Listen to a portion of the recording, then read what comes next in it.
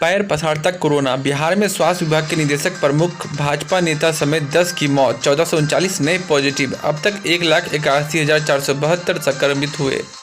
बिहार के निदेशक प्रमुख स्वास्थ्य सेवाएं डॉक्टर उमेश्वर प्रसाद वर्मा शेखपुरा के भाजपा के अति पिछड़ा प्रकोष्ठ के जिला अध्यक्ष अजय चंद्रवंशी समेत 10 मरीजों की मंगलवार को कोरोना से मौत हो गई। डॉक्टर वर्मा 67 साल के थे। कोरोना का लक्षण पाए जाने के बाद उन्हें 28 सितंबर को एम्स में भर्ती किया गया था। उनकी पहली बाईपास सर्जरी भी हो चुकी थी और वह थायराइड व आर्थराइटिस भी पीड़ित थे। स्वास्थ्य विभाग के किसी बड़े अधिकारी की कोरोना से पहली मौत है। उनकी मौत भी एम्स में हुई। राज्य में कोरोना सैंपल की जांच की संख्या थोड़ी कम हुई है। पिछले 24 घंटे में 1,44,535 जांच हुई, जिसमें 1439 नए संक्रमित मिले।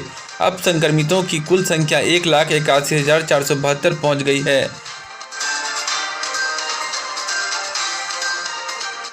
रालोसपा बसपा गठबंधन पर मायावती बोली, बिहार में देंगे नया विकल्प, बहुमत मिला तो कुशवाहा बनेंगे मुख्यमंत्री।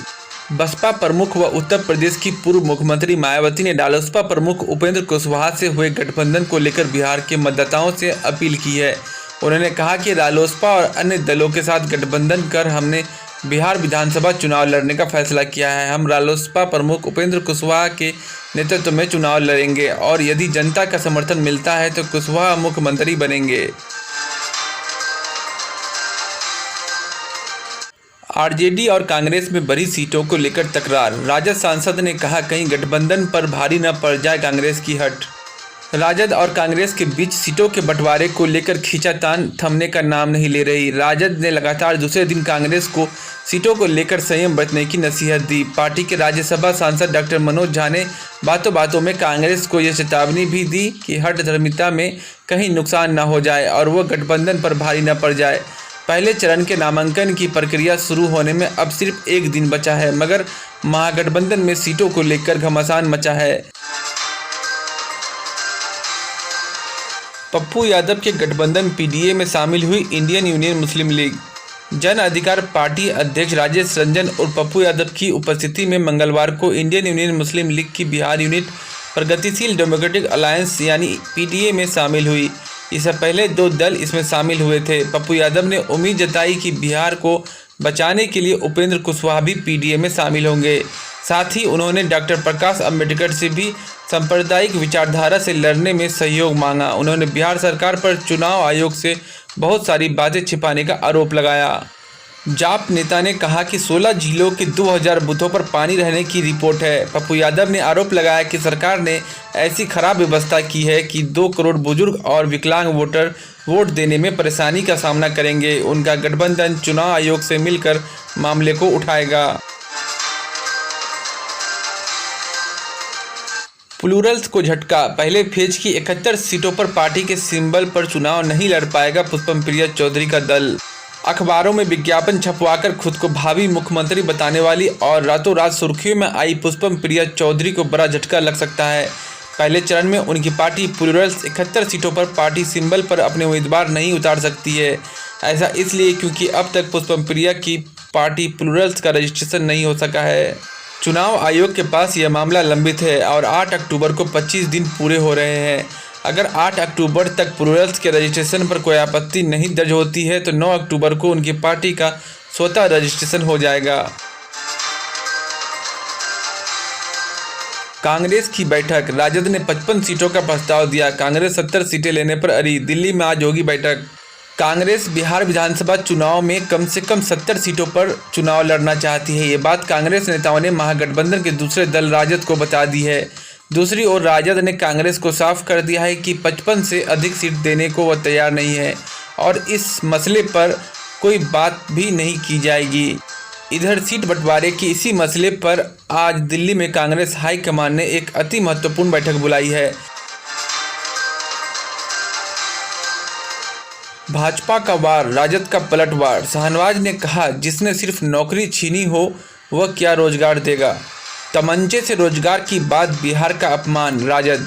भाजपा के चुनाव प्रभारी देवेंद्र फडणवीस ने कहा था कि तेजस्वी यादव 10 लाख तमंचे बांटकर लोगों को रोजगार देंगे। इस पर राजद के प्रदेश प्रवक्ता मृत्युंजय तिवारी ने कहा कि महाराष्ट्र के पूर्व मुख्यमंत्री बिहारी युवाओं को गुंडा अपराधी बता रहे हैं। तंज कसा। महाराष्ट्र में जो सरकार बनाने में फेल रहे हैं वह बिहार में भाजपा को क्या पास करा पाएंगे।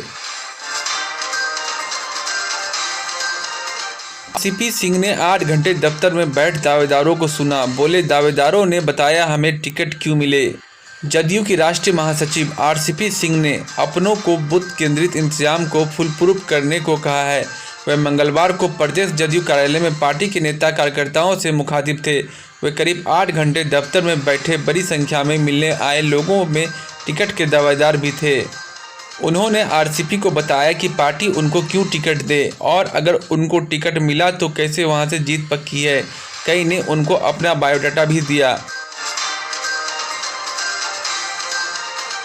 लोजपा का दावा, चिराग निश्चित रूप से सीएम पद के दावेदार। कम सीटें क्यों, सीटों को लेकर फैसले के लिए आज लोजपा की बैठक। लोजपा 147 विधानसभा सीटों पर चुनाव लड़ने को लेकर अड़ गई है। उसे 27 सीटों पर चुनाव लड़ने का भाजपा का प्रस्ताव स्वीकार नहीं है। सोमवार की रात भाजपा ने लोजपा को विधानसभा की 27 सीटों का ऑफर दिया है। पार्टी के राष्ट्रीय अध्यक्ष जेपी नड्डा और चिराग की मुलाकात का भी कोई परिणाम नहीं निकला। लोजपा में भाजपा की सीटों को छोड़कर शेष 143 सीटों पर चुनाव लड़ने को लेकर गंभीर मंथन चल रहा है।